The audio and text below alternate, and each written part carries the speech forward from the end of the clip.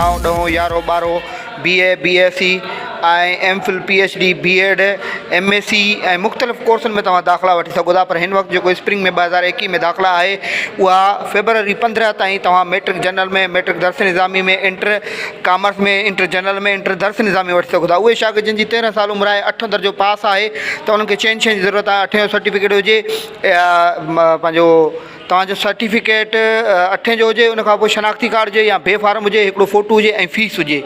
उहा फ़ीस तव्हां 15 तारीख़ ताईं फेबरवरी ताईं जमा कराए तव्हां पंहिंजी दाख़िला वठी सघो था। ऐं वधीक जेको राब्ते जे लाइ क़ाज़ी अहमद जे अंदरि तव्हांजो जेको مسکين मलाह आहे मिडल स्कूल, उते स्टडी सेंटर आहे, उते तव्हां الهڏتو रिंद ऐं जारनि ڪليار सां राब्तो कंदो। الهڏتو रिंद सां राब्तो करण जे लाइ तव्हां नंबर आहे 0332